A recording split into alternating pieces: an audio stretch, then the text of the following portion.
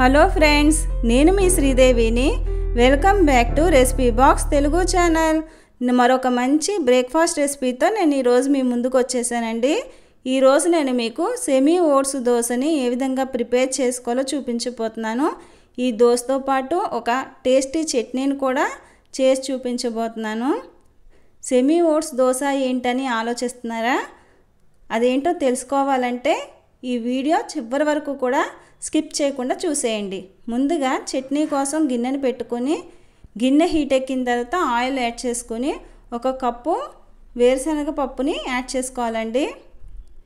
దీన్ని ఒక 2 నిమిషాల పాటు ఫ్రై చేసుకోవాలి. మంటని లో ఫ్లేమ్లో పెట్టుకుని మనం ఫ్రై చేసుకోవాలి. దీంట్లోకి కారానికి తగినట్టుగా ఒక 3 నుంచి 4 ఎండుమిర్చిని యాడ్ చేసుకోండి. 2 నిమిషాలు వేగిన తర్వాత దీనిలోకి ఒక చిన్న ఉల్లిపాయని పెద్ద ముక్కలుగా కట్ చేసి యాడ్ చేసుకుని ఒక 2 నిమిషాలు వేయించండి.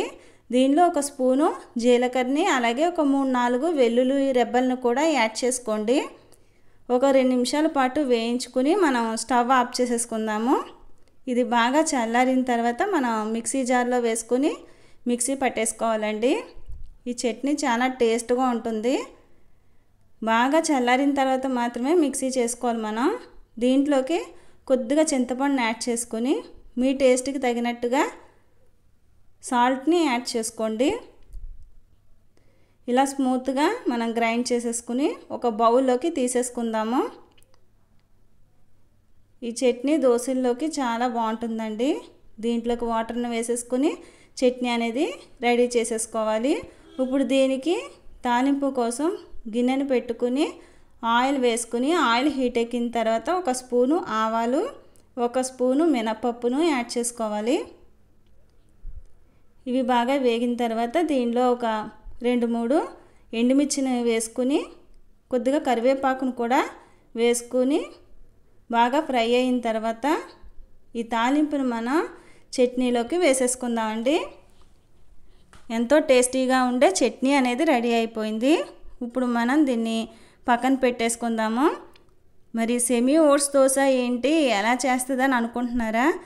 ఏం లేదండి, చాలా సింపుల్గా చేసుకోవచ్చు. అది ఏ విధంగా చేయాలో నేను చూపిస్తాను మీకు. దానికోసం ముందుగా స్టవ్ వెలిగించుకుని గిన్నెని పెట్టేసుకుందాము. దీనిలోనికి ఒక కప్పు ఓట్స్ని యాడ్ చేసుకుని ఒక 2-3 నిమిషాల పాటు ఫ్రై చేయండి. ఇది వేయించినప్పుడు మంటని లో ఫ్లేమ్లో పెట్టుకునే వేయించుకోవాలండి. జస్ట్ ఒక 2-3 మినిట్స్ వేయించుకుంటే సరిపోతుంది. స్టవ్ ఆఫ్ చేసేసుకుని దీన్ని ఒక ప్లేట్లోకి తీసుకుని చల్లారిన తర్వాత మిక్సీలో వేసేసుకుని ఫైన్ పౌడర్గా మనం చేసుకోవాలండి. బాగా మెత్తగా పౌడర్ అయిపోవాలి. ఈ విధంగా మెత్తని పౌడర్ అయిపోవాలి. దీన్ని బౌల్లోకి తీసేసుకుని పక్కన పెట్టుకుందాం. మనం ఆల్రెడీ మీరు దోశల కోసం రుబ్బు పెట్టుకున్న బ్యాటర్ ఉంటుంది కదండి, ఆ దోశల పిండిలోనే మనం ఇప్పుడు తయారు చేసి పెట్టుకున్న ఈ పౌడర్ని యాడ్ చేసుకుంటాము. అంటే ఒక దోశకి ఒక స్పూన్ ఓట్స్ పౌడర్ని యాడ్ చేసుకోవాలి. అలాగా మీరు ఎన్ని దోశలు వేసుకుంటే అన్ని స్పూన్లు ఓట్స్ పౌడర్ని యాడ్ చేసుకోండి. అలాగే దీంట్లోకి సరిపడినంత సాల్ట్ కూడా వేసుకోవాలి. ఇలాగ మన దగ్గర ఉన్న దోశ బ్యాటర్ని హెల్తీగా ఓట్స్ దోశ కింద మనం చేసుకోవచ్చు. దీంట్లోకి కొద్దిగా వాటర్ని యాడ్ చేసేసుకుని దోశ బ్యాటర్ అనేది ఏ విధంగా ఉంటుందో ఆ విధంగా ప్రిపేర్ చేసేసుకోవాలండి. ఈ దోశలు అనేవి చాలా స్మూత్గా వస్తాయి. అసలు దీంట్లో ఓట్స్ వేసామన్న సంగతి కూడా ఎవరు కనిపెట్టలేరండి. ఈ విధంగా మనం ఉన్న బ్యాటర్నే హెల్తీగా ఓట్స్ దోశ కింద మనం మార్చవచ్చు.